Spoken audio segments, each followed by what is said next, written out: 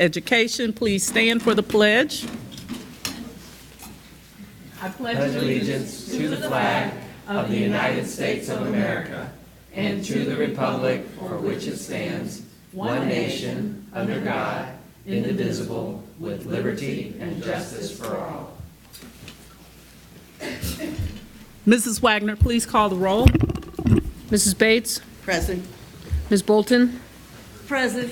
Mrs. Bowers? Present. Mr. Davis? Mr. Messer? Present. Mr. Morosky? Here. President Jones? Here. Thank you. Okay, welcome everybody. We are so thrilled to see all of you at our wonderful, not only we're going to anticipate a very good budget engagement session, but you get to enjoy spaghetti. So thank you to the people who organized this event for us. We look for a very exciting night. So I just wanted to say this is the second budget engagement session. We had our first one at Woodward, I guess it was last month. I don't remember exactly the date. Our intent here is to really hear from you, our public, any concerns, questions, anything about our budget. As you all know, we're approaching a tax levy, and one of the things that is so important to us is that our community is not only informed about where we stand in our budgeting process, but also that you give us feedback on your views on how you see things at this moment. And so, having said that, the way we've structured the night is very simple. We will not be here till 10 o'clock, like many of our board meetings these days, but we are going to have a budget presentation by our treasurer, Ms. Wagner, on the end, and then our superintendent will follow with a presentation on our strategic initiatives and investments.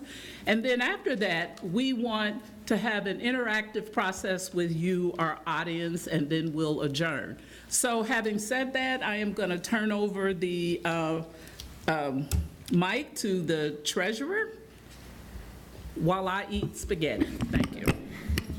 Thank you, President Jones. Welcome, everyone. This is an incredible showing, considering compared to prior years. It's more than like a 400% growth in participation. So it's exciting. So actually, we're going to kick off tonight with the superintendent. It's going to start off on the presentation, and then when she's finished, I'll jump into the numbers.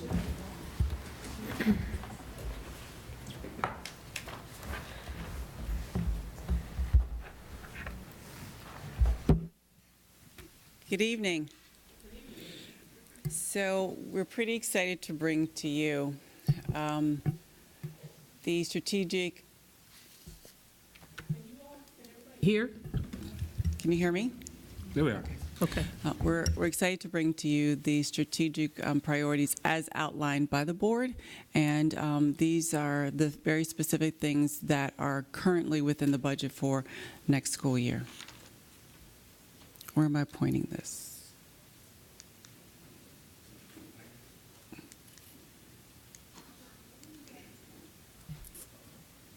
I tell you what, maybe I'll just like flail my arms and then you'll know it's time to go to the next slide.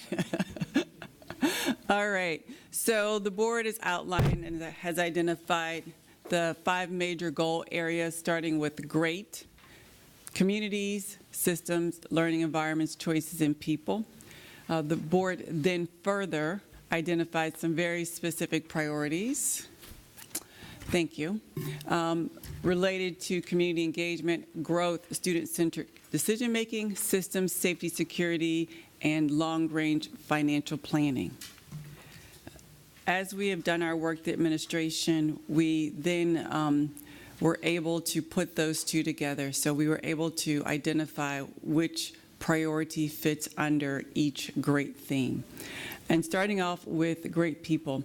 First of all, you'll notice that the next several slides, there is a key at the bottom of the slide to identify initiatives that are new, as well as expanded, as well as items that specifically came out of the Education Initiatives Panel. So last year, there were a lot of questions around input from teachers. EIP, the Educational Initiatives Panel, is the group that is identified through the CFT contract, our contract, comprised of not only administrators but teachers, along with the president of CFT, of that EIP conversation, as well as the board, as well as community, as well as the administration. So under great people, we have had for a while content teacher mentors within our district, and so that's something that we are expanding, and it also came out of EIP. Teacher professional development is always high on our list when we consider that our staff are our greatest assets. In addition to talent development work, that is expanding. For the upcoming school year, we have decided to add directors of school leadership. That is a new initiative, but not new dollars. So we decided to repurpose existing dollars that we were supporting 5 positions within the district. We decided to phase those positions out to pay for those new positions. Talent acquisition and retention, these are areas that we're expanding as we quite honestly consider that the pool of educators is actually shrinking. And so we're going to put a lot of effort not only into acquiring new talent, but also being able to retain the great talent that we have. And then in order to retain great talent and acquire, you have to put some effort into employee experience. So those are all expanded initiatives.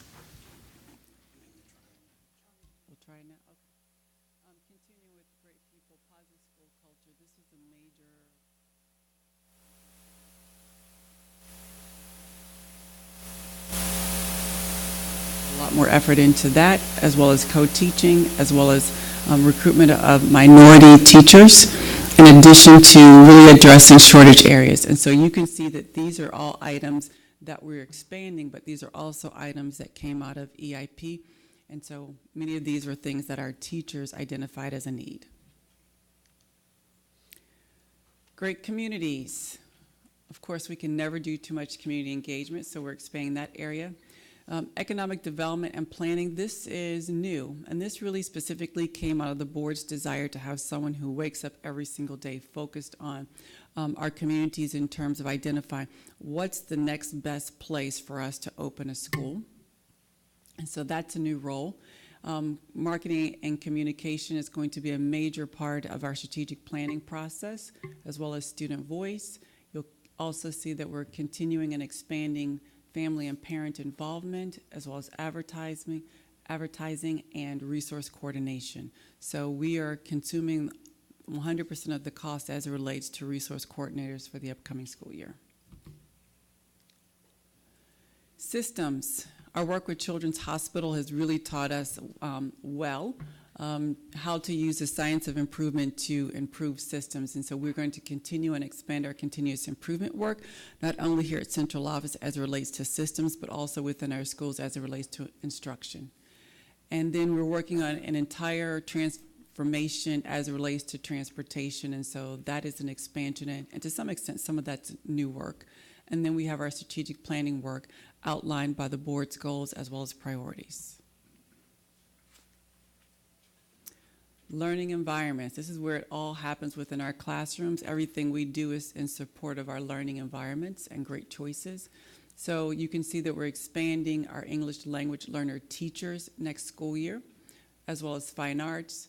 The career tech and career-based pipeline is expanding as well, in addition to technology.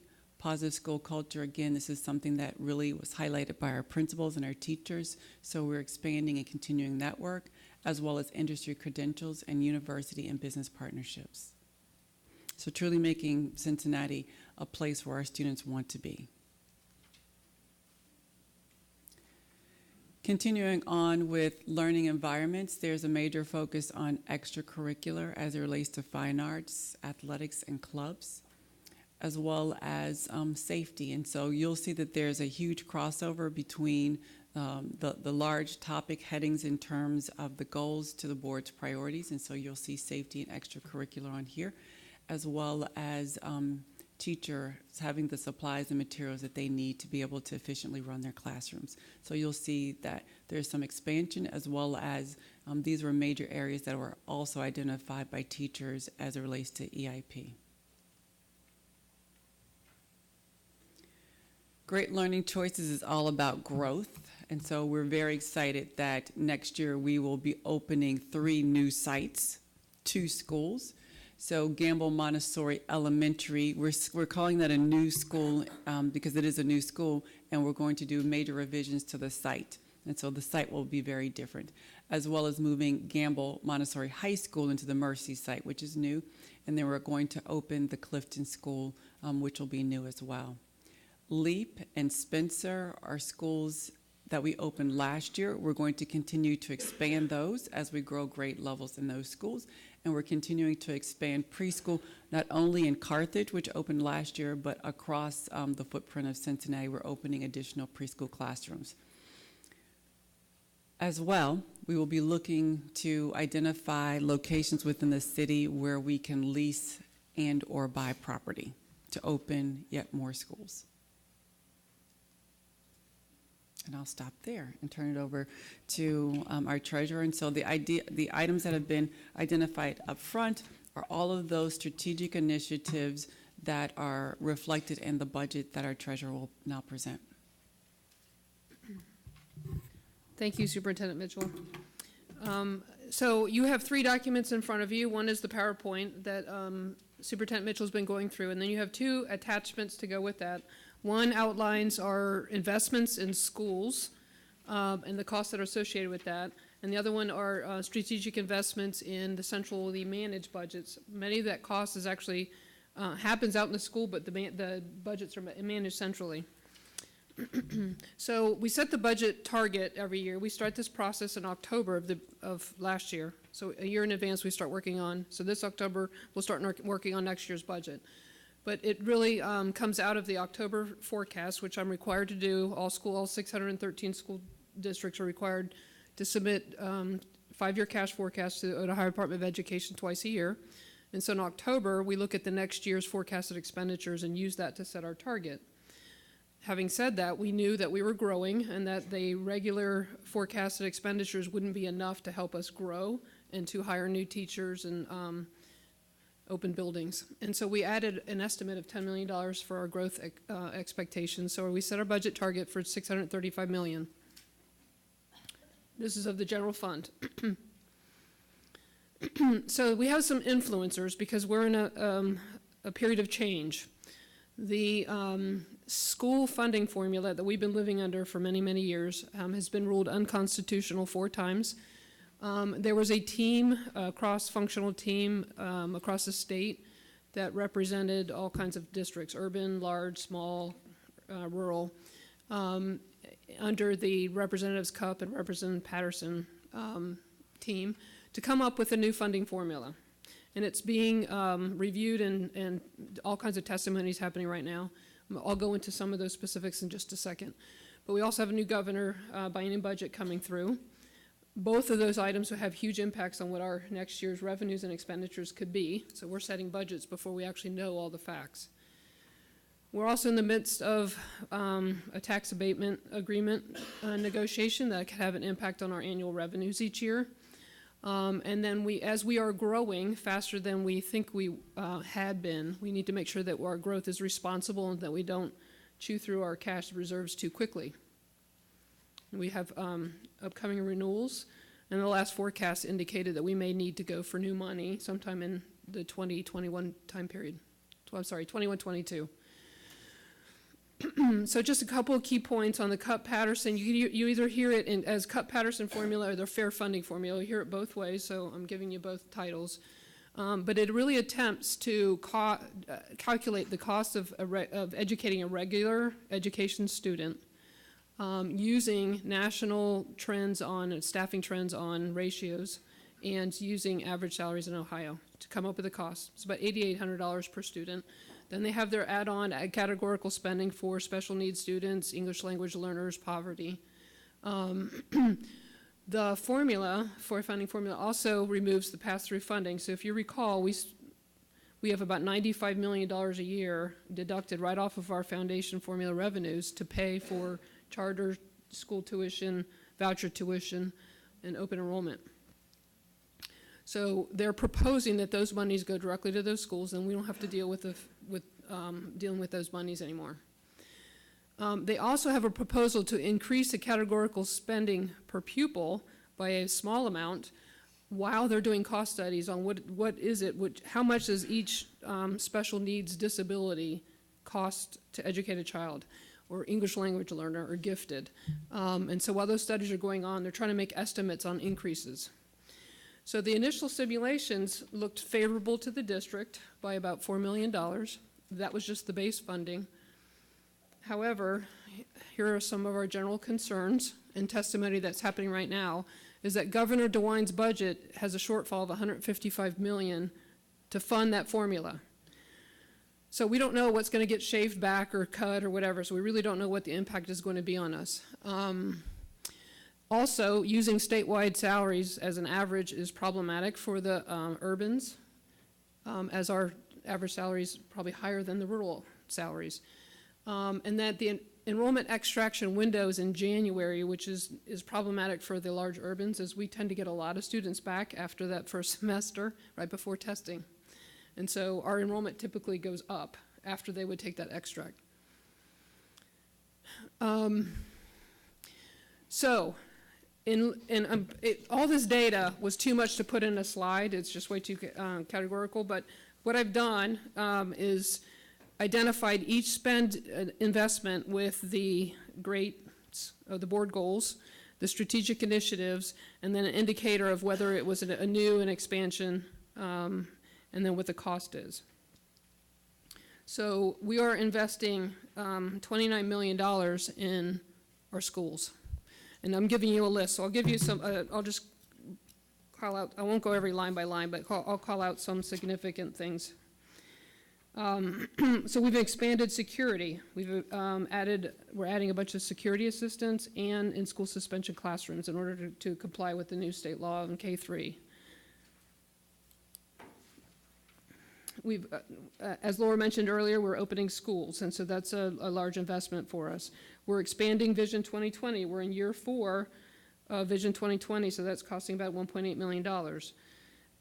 We're adding assistant principals as our schools are growing. We changed our formula because of the need of the schools and their equity asks. Another pretty big investment is a companion teachers for math. Because of the high school graduation, the scheduling in the high schools is significant, and so we're adding a bunch of teachers to support math and industry credentials so that they can have an alternate path to graduation. Investing $1.2 million in tutors, and that was part of their equity ask. This is a new process that we use this year. Our school technology, we are now 1-to-1, grades 4 to 12. 2-to-1 at grades 1 to 3, and 4-to-1 with iPads at pre-K, K classrooms. And then, of course, we're doing new textbook adoptions at the tune of $3 million. So, and then at the very bottom of that line, we are investing in math specialists as a new spend for us. Instead of, we determined through our continuous process evaluation that the Hamilton County, or not just Hamilton County, but the coaches, contracted coaches that were working with adults wasn't getting the bang that we wanted for our buck, so we converted to teachers that work with students, specialists that work with students instead of the adults. And so that is a $6.5 million investment for reading and math, but that's we're using title funds to fund that, so that was down at the bottom of that list. Some key points on the centrally managed. So I'm just showing you a summary up on the screen that we're investing $44 million. I hope he's okay. No. Excuse me, continue to invest in our career and college pipelines, advisory, advanced placement, fine arts, significant in fine arts, $2.7 million, which I know was a huge interest in the board. A lot of curricular materials based on the new textbook adoptions. social and emotional learning, a new endeavor in digital workplace that our CIO is doing, and we actually hired 11 ELL teachers this year to support the growth in English language learners, and so that was a pretty big investment on our part as well, and we'll continue to expand that as the children enroll. We're also adding some special needs units, classrooms, as our students with disabilities grow.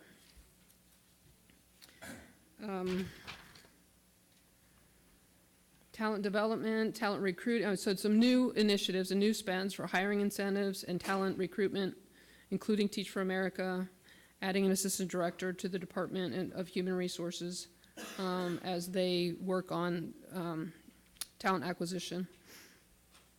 And then investing some more technology and analytics and security so that we protect this humongous network that we have with 30-some thousand devices that we manage. So, where we stand today with the budget build.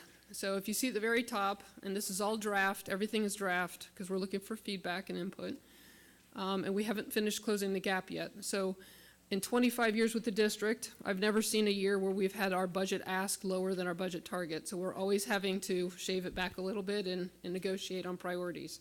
But so as you see the very top in yellow, our budget target is $635 million. Right off the top, 95, and so this budget, because the new funding formula hasn't been adopted into the state budget yet, we're working under the old rules.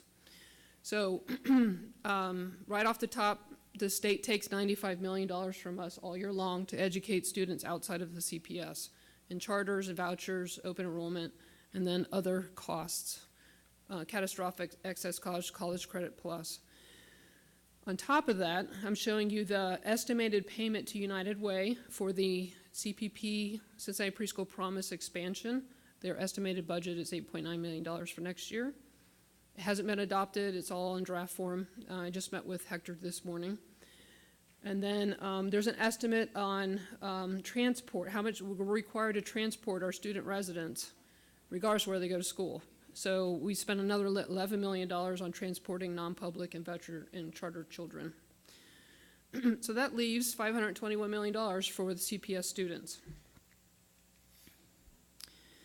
Then what comes off are all the district's fixed fees. So our debt payments, and this is the $16 million up there that we transferred to our debt fund, is only the general fund's portion. We spend about $7 million a year in debt payments, and so the general fund only has to pay for $16 million of that.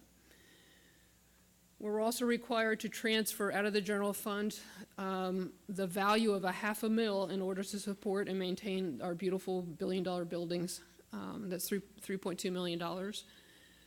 And then we have a series of district fees. So we have to pay our county auditor who collects our taxes for us. They charge us for that.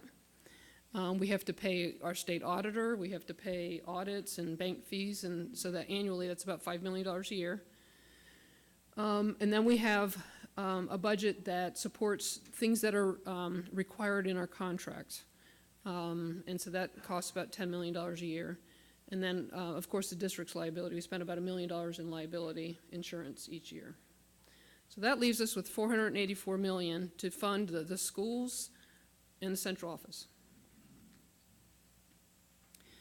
So we're starting off with $484 million at the top. Our school budgets this year are totaling $288 million. We are using a brand new budget tool this year.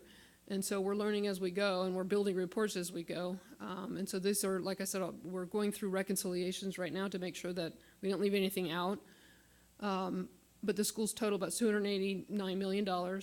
We always leave a contingency line because as students enroll, especially after the end of September, we can't just move teachers from building to building, so we have to add teachers. And so that we leave $2 million out there to help be able to respond to new hires throughout the year. So that leaves $193 million, or $194 million basically, for the centrally managed functions. And as of today, our centrally managed budgets total $214 million. And so we have a budget gap of $20 million. This senior leadership team has been working very, very hard together and challenging each other on areas that we feel like we want to accomplish and fund, but we may not have the capacity to actually accomplish it all, or what our priorities are. So we're going to use a process to close this gap. We're going back to the mission margin matrix. I always trip on that word. So for each line item, major costs in each of the central office, we're going to evaluate it, whether it's high impact, low cost, or vice versa, and we're trying to get everything into that quadrant where it's high impact and the lowest cost possible. And so we're working up through that process now. We want to bring tonight's engagement and questions and suggestions into that work with us. And so these are our next steps. So we're sitting here tonight on April 17th. By May 15th, we're hoping to have, the leadership team is hoping to have the gap closed, because we're trying to move up the timeline so that we get board adoption by May 20th. That gives us an opportunity to load all the budgets into our procurement system, and so that the schools can start working on their contracts for the new year that need to start in July. So we're hoping, we're required to file with the Hamilton County Budget Commission and by that last week in June, so that I can actually start cutting checks after July 1. That includes payroll. So until the board adopts an appropriations resolution, I don't have the authority to spend any money. And so it's important for us to make sure we stick with this timeline. So with that, I'll entertain any questions. Okay, at this point on our agenda, we want to be able to have an interactive conversation. So if you have questions or comments, and that is board members as well as folks in our audience, now is the time. Thank you so much for the presentation. It was very You're welcome. thorough. Yes, Mr. Rosen, do we have a mic? Oh, there you go. Yeah, hi. First off, thank you for providing the opportunity for the community to get some engagement and feedback on your budget. Can you maybe share what's different this year regarding the budget compared to past couple of years, and the sentiment of the teachers and staff as it surrounded that process? So one major difference between this budget cycle and cycles that we've done in the past is, well, we've always done staffing based on our ratios, whether they're defined by the contract or state or federal law. But this year we started early, much earlier, and did the staffing in November, give the initial staffing recommendations out to the schools in November, so that they can then evaluate what do they really need to be academically successful. We started a brand new process this year when we called it the equity ask. And so we had this little template that was designed, and the schools had the ability to go in and say, I need these things in order to support my students academically, socially, emotionally, and for my school to be successful. And so each one of those asks, we spent 2 days in a room together, 2 full days in a room together, evaluating every ask as towards how much was that going to move the mark and how much could we afford. And so we went through that process, and we ended up spending an extra $4 million in the schools just based on their equity asks. Because what we heard from the school principals, and we've been hearing for a while, is that the staffing formulas are equal, they're not equitable. And so Mount Airy is very different than South Avondale, which is very different than Hyde Park and Kilgore or John P. Parker. And so we want, the schools know best, and so they had to align their ask with a measure. They're going to move 3rd grade math or 2nd grade reading, and then at the end of the year we'll reevaluate to see how successful that was. I don't know, you want to add to that? We also really used EIP, the panel that is consistent of teachers and principals and administrators, to really have the teachers and principals weigh in on their priorities as related to the board's priorities. In addition, this is the first year that we used a mission margin matrix to identify those things that we would stop doing that we cannot prove are impactful, and reallocate the dollars that were allocated to those items somewhere else. So those are, in addition to the equity ask, 2 other things that we've done. So those 3 things might sound like small things, but they were transformational in terms of how we look at building a budget for the upcoming school year. One other thing I failed to mention, I alluded to it earlier, but we adopted a new software budget building tool, which is part of our OpenGov financial transparency initiative. And so it's web-based, and it's pretty user intuitive. And so we've been able to do that, and then, which will give us the ability to do analytics on the budget. So we want to know how much money are we spending on every student on supplies, or how much money are we spending on professional development per adult, those kinds of things. So I'm really excited to get through this cycle. Yes, can you give your, and I meant to do this with Mr. Rosen, but just, if you could just introduce yourself so everybody, even though we know you, but. Yeah. I'm Kent Friel. Question, when you showed the budget breakdown, you showed central managed functions. Can you give us kind of a quick idea of the major items that make up centrally managed functions? Oh, sure, absolutely. So centrally managed is our transportation department, which is $40+ million. Our Department of Student Services, which supports all our students with disabilities, gifted English language learners. Technology that supports our network and all the devices out in the schools. Human resources, the treasurer's office. It's most of the business-related functions, but curriculum, public affairs, facilities, thank you, security. I'm looking around the table to make sure I'm not missing. Legal counsel, our awesome legal counsel, yay! So those kinds of activities, and we do pretty well comparatively speaking, that our central administration usually represents about 5% of the total budget, which is less than other districts. And although there are many items that are under the centrally managed area, these are all services that are provided directly to the schools. So if you look at, for example, student services, they have a pretty big contract for nursing services. And so these, it may be managed here, but the services are actually in the schools and not here at central office. Yes. Marcia Futel. So you mentioned the proposed new fair funding formula. Is any idea as to when that might be decided? That's one question, or where it is in the whole discussion. And the second question is the part about the pass-through funding. Would that totally eliminate that? I think it was 92 million that go out, or is that is it just eliminating the state portion of that? All right, so to answer your first question, they were receiving testimony last week. The last time they changed the biennium budget, they voted on it in the end of June. So I don't know how fast this will move through. To answer your second. Can I Sorry? respond to that? I just heard something about that just today, right before this meeting. Great. Is that it may be past June at this point that they decide, because one of the considerations was to pull it out as its own separate piece of legislation. So, and that they wanted to really kind of take their time with it. So I heard that it will be probably late summer, early fall. That's as of today. Sorry, okay.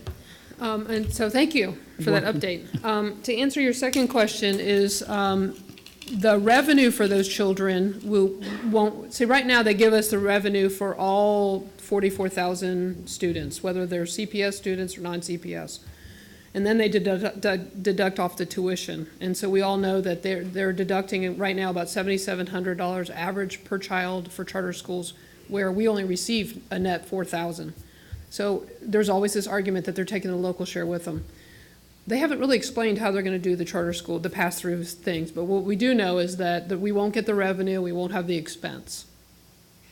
But we will have a responsibility to make sure that we are transporting our true residents. And so that the burden, the administrative burden, I don't think is going to go away. It might be reduced a little bit, but it won't go away.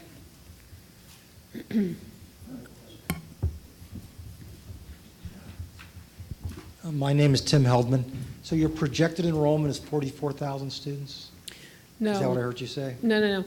The 44,000 is what we are currently being funded for. That includes all the school-age children that are residents. Our projected enrollment, we're anticipating to go up about 770 students, so high 36,000s maybe. I don't remember the exact number off the top of my head.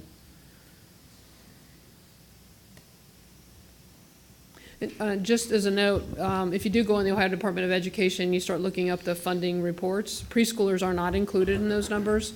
So regular ed preschoolers are not included in those numbers. So we always just keep that in the back of your mind, that We have about 1,900 preschool students as well.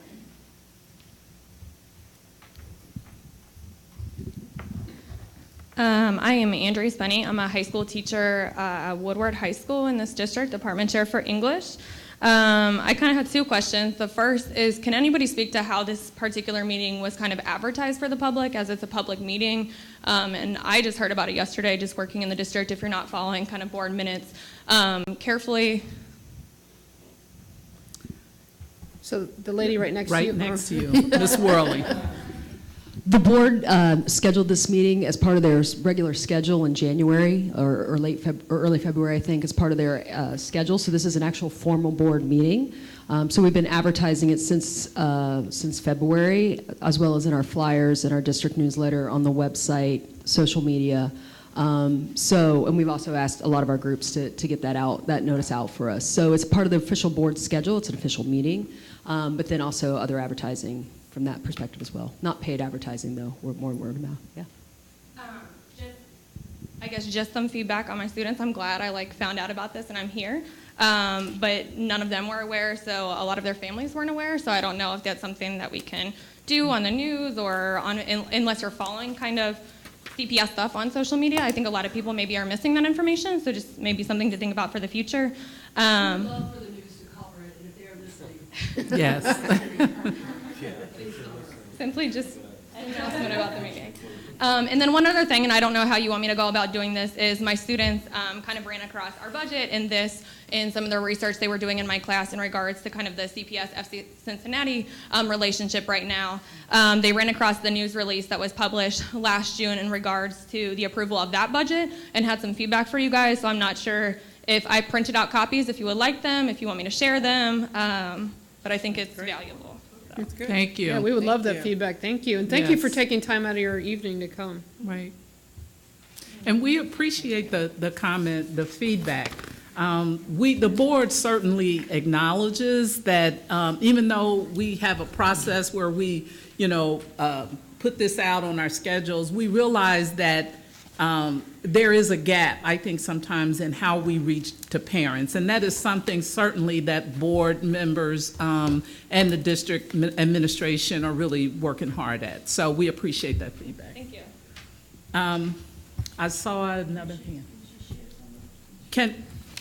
Would you like to share some of this so that other folks can hear about it? Yeah. I would love to. Thank you.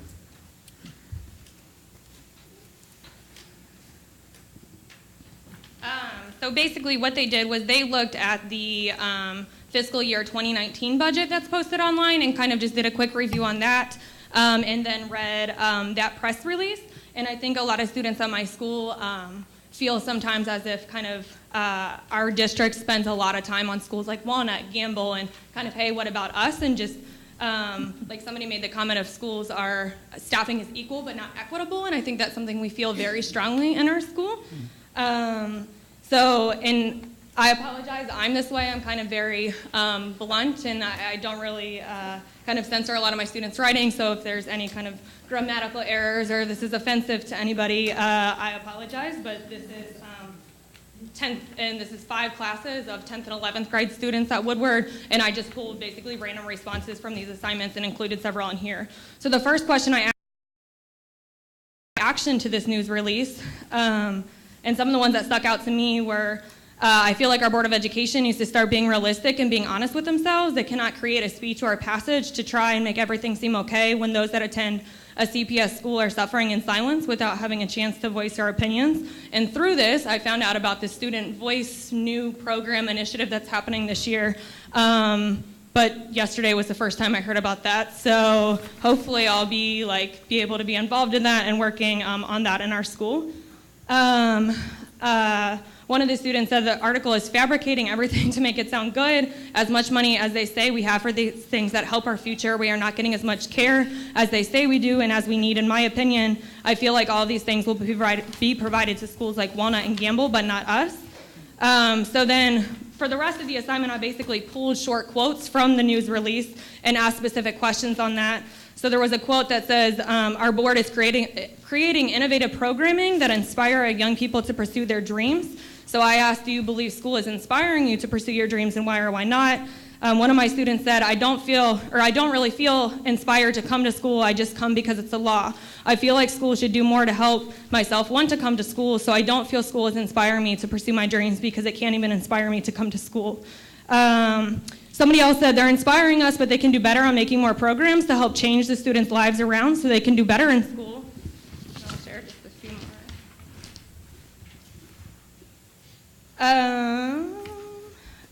So I asked, do you believe the district is providing you with the needed resources to pursue your dreams? And then why or why not? So someone said, somewhat. We need more counselors, mentors, and people other than teachers to come and help us because one teacher can't connect with the whole grade. It's just not possible. Some of us don't have the motivation and support we need. I feel like the district is providing us with the basics like education and certain life skills. I feel like there are classes that they can provide that can make pursuing my dreams a bit easier. The district only puts money into things they think are working, but they aren't really working. No, I'm not being provided with the resources to pursue my dreams. Also, CPS isn't fair. They only reach out to the kids who make CPS look good. You leave other kids in the dust, causing them to give up on their dreams. That's why most of your schools have Fs. You don't give everyone a reaching hand to help them out when they are down. Bad kids who get Fs need a program like kids who get A's so they can bring their Fs up because they can see that people care for them. This next one is in regards to investing $11.8 million in the My Tomorrow initiative. And my question was, what are some of your questions in regards to this part of the budget, kind of with the 3 E's, which is very big in our school.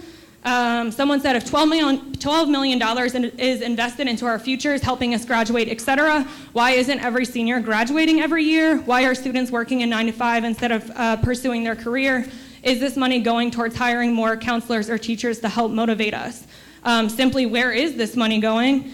$11.8 million for getting us ready for, quote, our tomorrow. What about putting that money into our actual education and putting more counseling in the school and not only having 2 counselors to take care of 500 students? No matter how much money you spend, I don't think you could ever keep certain kids in schools unless the people of the school district actually show they care, or else you're going to have more dropouts coming your way. I'll share one other. Can we ask just for one more? We would like to respond. So one more, please. Yeah. Okay.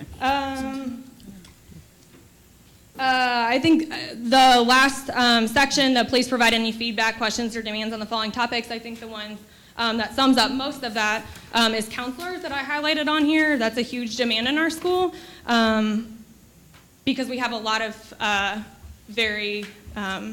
maybe a lot of challenges in our school that maybe certain schools in our district don't experience as much.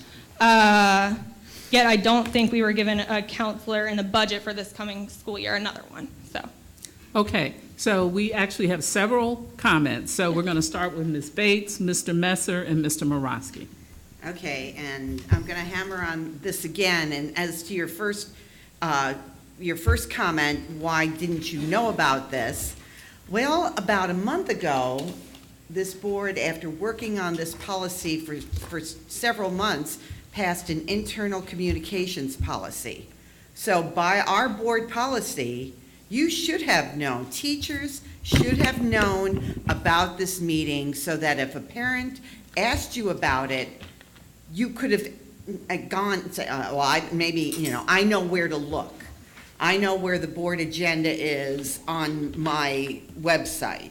So apparently, I don't expect all of our 4,000 employees to be up to date a month after a policy goes in place. But staff, please note, this is another indication that our staff really needs to know what's going on with the board, and that's why we passed that policy.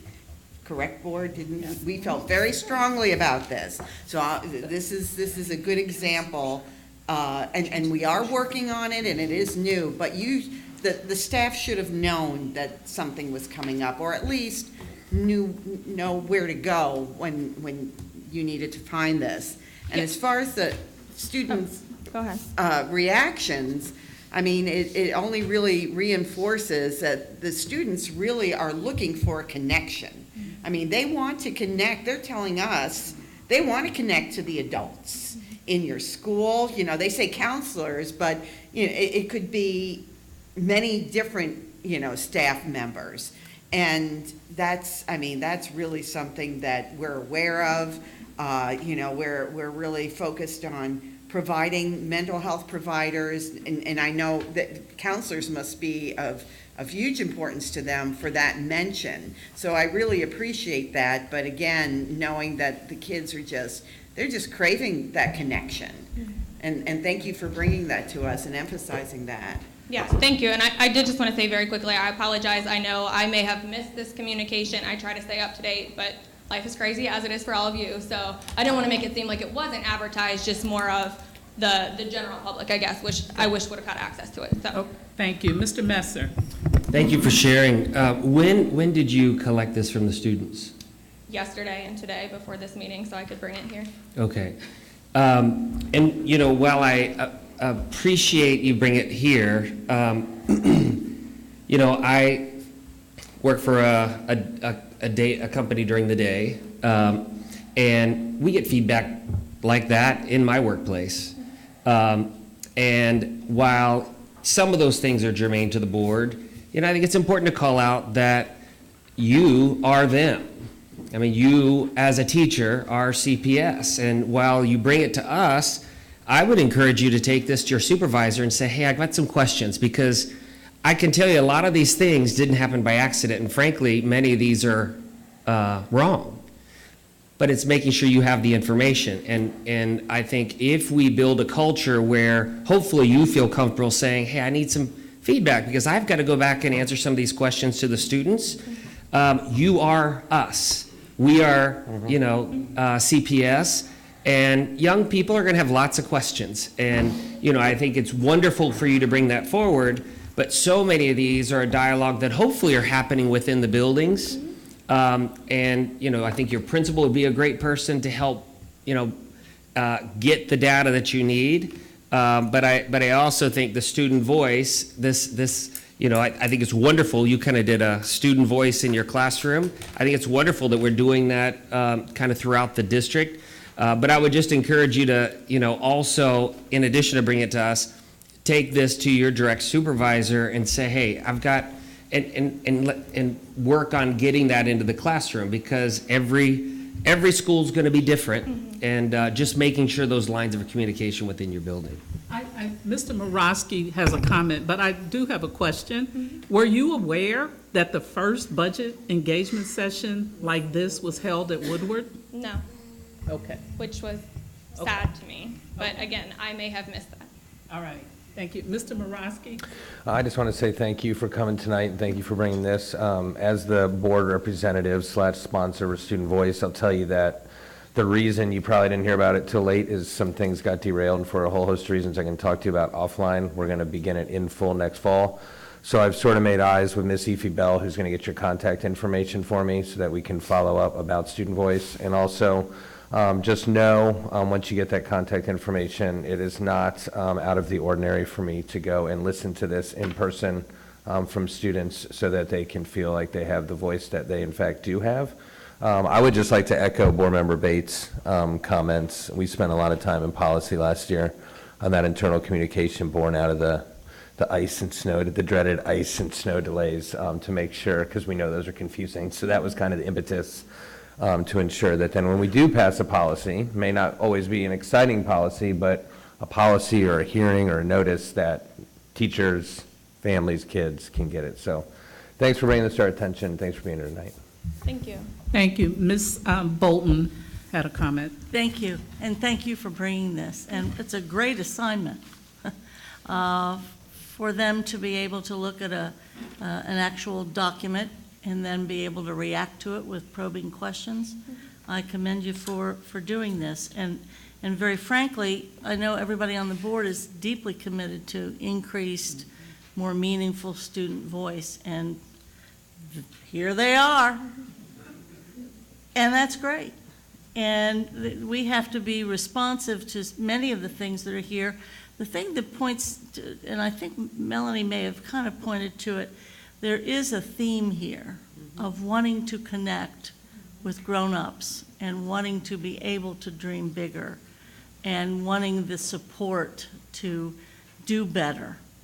These are not negatives as much as they are, hey, pay attention to us. And I think it's fabulous. And of course, I'm a big fan of Woodward and what all is happening there. And I have to say that because Mr. Friel is sitting in the front row, who helped invent Woodward. And it is the oldest high school this side of the Alleghenies, so we have to take great pride in it. But I welcome this. This might be, besides the wonderful information and not so wonderful information that our treasurer and our superintendent have shared with us tonight, based upon the challenges we have, this is very helpful, and I know the whole board appreciates it greatly. Please tell them that. Yes.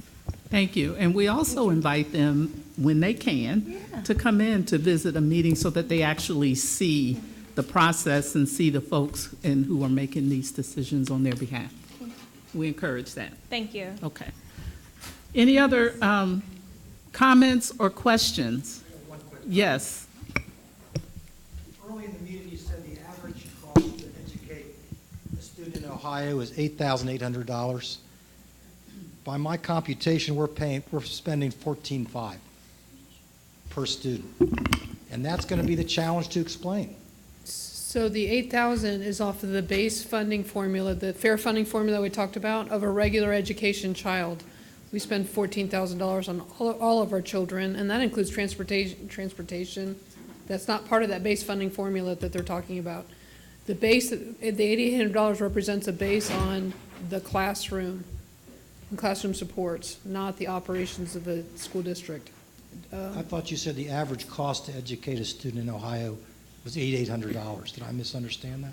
The Cup-Patterson funding formula was trying to determine a cost of educating a regular education child across the state. And they in terms of classroom instruction. There's a whole other things that happen in the school. So they added administrative costs, but mostly for the school. They did add some central office administration formulas, and sometime soon, as things progress, we'll do a public presentation on that whole formula. But it is not the total cost of educating a child. It's only the state share version of educating a child. I don't doubt what you're saying, but I think that's the challenge for you guys. Yep. Agreed. Thank you. Could you guys talk about what is high impact, low cost that you're aiming for as you make decisions about closing the gap? Oh, hi, I'm Jen Kramer-Wine. I'm a parent at Pleasant Ridge Montessori. So we look at things that are high on our mission and decide whether or not funding that thing leads to impact on the mission. And so quite honestly, I can give just like one really quick example. Initially, when we looked at a textbook adoption, English language arts textbook adoption, $3 million, it sounds like a lot of money. But when you think about the impact, it has a major impact, positive impact for our kids. And so when we then cost it out in terms of that $3 million divided by 36,000 kids, how much money is that really? It actually really is a very low cost, but it's high mission impact because our mission is educating students. There are some items or some things that we have to do that aren't necessarily directly related to our mission, but is in the value chain leading to the mission. So for example, transportation is one of those things. And so on that one, what we want to do, since it's not high mission impact, of course we need our kids to come to school, but we need to drive down those costs as low as possible. So that's really low impact, but we also want to make it low cost so that we can free up money to do those things that are in the high mission area. Does that make sense? Okay. Thank you. That was a good question. Hi, Pat Bruns, Price Hill. Maybe to follow up on that, could you speak a little bit about some of the services and programming and that are in your budget that help with students that move around a lot for no fault of their own, come in from being in other schools and come back into CPS? I think you mentioned that in the Cup-Patterson proposal, that cutoff date for enrollment was problematic because of, we sometimes call it churning, I guess. But it's on my mind right now because particularly in Price Hill, we're having a big influx of students from, Central and South America, more so than I think they've seen recently, even so. And they're coming in like right during testing. And, we're all geared up for testing to get the kids to get the scores that we need on the state report card currently. So what kinds of high impact stuff are we doing, and are there any proposals in this budget that might expand helping students, I guess what I would call, be ready to learn, developmentally, academically, grade level? Sure, the expansion of, specifically for the example that you're giving, the expansion of our English language learner teachers, that's a great example of services that we're putting in place to make sure that our young people have those services who don't speak English as a first language. The investment in our resource coordinators, which we're taking on 100% of those costs, is something that is of major need to many of our families, not just our students, but when we think about our resource coordination and our community learning centers, when we think about our school-based health centers and our medical clinics and dental clinics, all of those things are investments that we make within our schools to support the whole child. When we think about the nursing services that we also provide within our schools, and so there are a lot of wraparound services that we pay for, and to be quite honest with you, there are a lot of wraparound services that our community, out of their generosity, find ways, grants to make it happen within the schools without us having to pay for it. But in terms of our specific direct funding items, resource coordination, the English language, our English ELL teachers, the nursing services that we provide, the tutoring services, and so those are some of the very specific ones that we're providing. We are providing and adding more high school counselors within our high schools, in addition to, there was something on here that it just left my mind.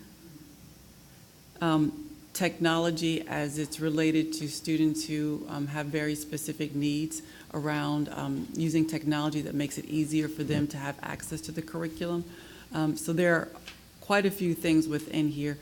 In terms of the whole child, resource coordination is a major part of the work.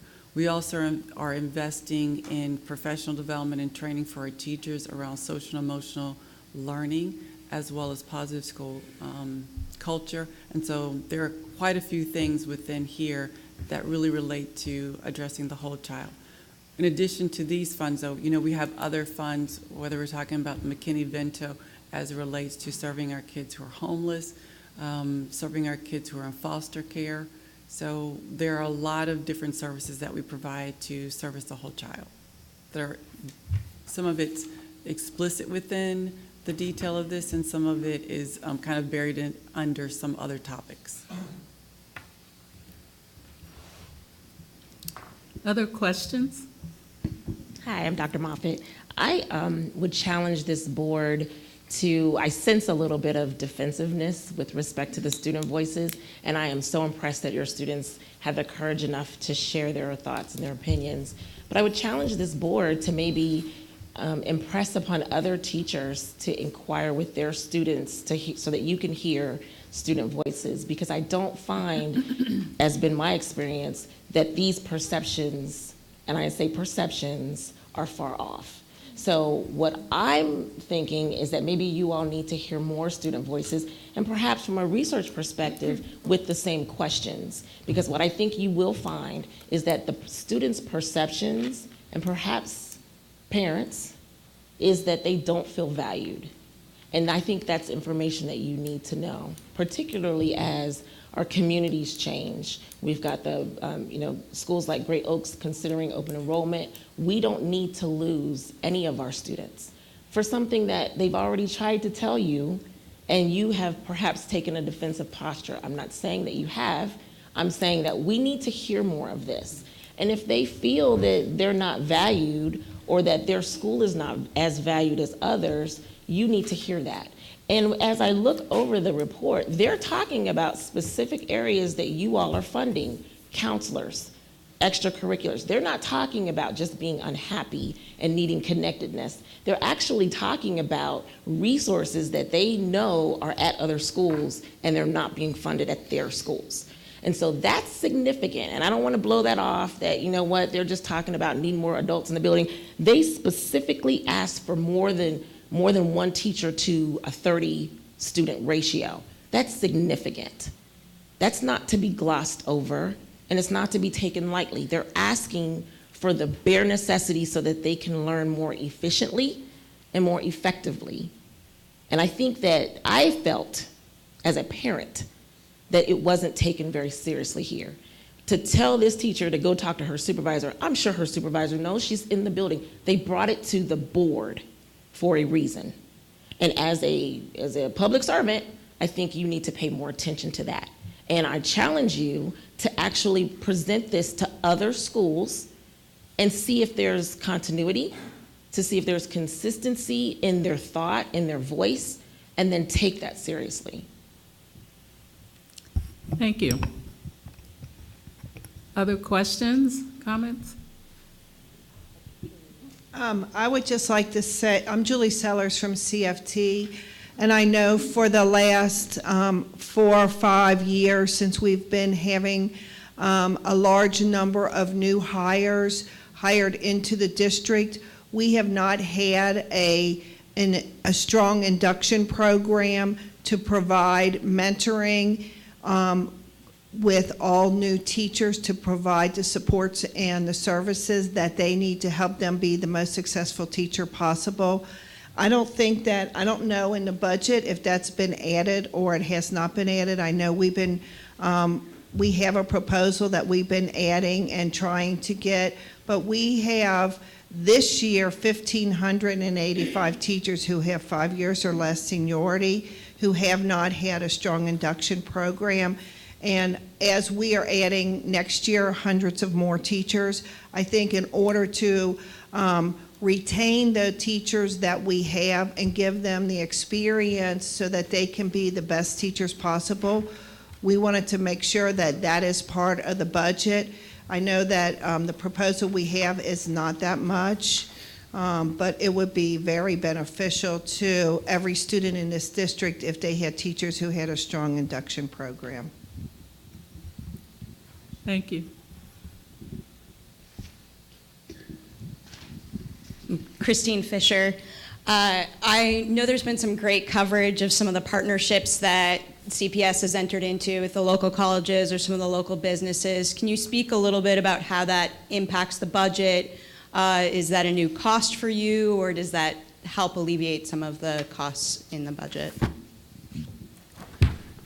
Some of these items that you're speaking about in terms of creating a college pipeline, we did increase the funding for that within the budget. We do have some new partnerships with our universities and colleges. That's really been centered around readiness. So them telling us, what do you need us to do to make sure our students are ready, and then access to their school, and then enrollment, as well as scholarships. And so we've done a lot of work with creating a university and college consortium of university and colleges who are working with us on those things, in addition to data sharing. So we want to be able to share data with them and them with us after our young people leave our doors, so that we can track them on their campuses and see how successful those colleges and universities are with retention. Because we're looking very carefully at college matching. And so we're saying to our young people, there are specific schools that you go to who have shown year after year that they've been able to graduate CPS students from college. And there are some universities that don't have a good track record, and our students are dropping out because the wraparound services aren't there, and they leave without a degree and student loans. And so we've done some work around that, and that is reflected in the budget. Very specifically, you can see a $550,000 budget item for that. In terms of the career pipeline, it's really career employment in terms of all the career-based experiences we give our students. In many cases, employers offer the opportunity for our kids to have those experiences without a cost to us, except for the fact that we have to transport our kids to those locations, and so there's a cost to that. We've been very fortunate that in some respects the region has a high need for talent in many different areas, and so they're willing to come into our schools and provide programming for our students that will equip them with certifications that will allow them to step into a job right out of high school. So many employers, because there is a need, they're coming to us and they're working with us. And so we're investing quite a bit on industry credentials as well as pipelines as it relates to employment and also college. Other questions or comments in general? Wonderful. I want to just take a moment to thank all of you. First of all, this is a great, in terms of numbers. We're very happy that you're here, and hopefully you enjoyed the spaghetti dinner. I want to say something on behalf of the board. I think, first of all, everything that is said, we wouldn't do an engagement session if we didn't want you to be honest about what you're saying and your thoughts and feelings and your feedback. The board takes what you say very seriously. And so, you know, like for the student response, I think each of us, I have no doubt that each of us will absorb the information that is here and give further consideration to what the young people are saying. And I'll say again, we encourage them when they can to come, make it a classroom activity and what have you, and we look forward to hearing from them in that. And I also want to thank our administration for pulling this together in terms of the presentation. It was really some very good information, and I hope you all found it helpful. If you didn't, or if you did, please give us your feedback in terms of what you thought about the session so that we can improve on it, change something, or whatever. And then last comment. One housekeeping item. We do have cards and sign-ins in the back. So for any of the questions that were brought up tonight, if we have any follow-up, we're happy to follow up with you. And if you want to leave your name and number with a follow-up question or something didn't occur to you and question later, please leave your information there so on behalf of the board we can get back with you. And our intention is to have this presentation materials available tomorrow on the CPS website. Okay, and then the last thing to mention is the board is in the process of scheduling a tax abatement engagement session. So you can look for that information on our website and other venues that we place it on. The date hasn't been set yet, but it's going to be fairly soon. So look for it over the next few days. Okay, so having no other business before us, I'm going to ask Olivier to hit the gavel. Hit it like that. Good job. Yeah.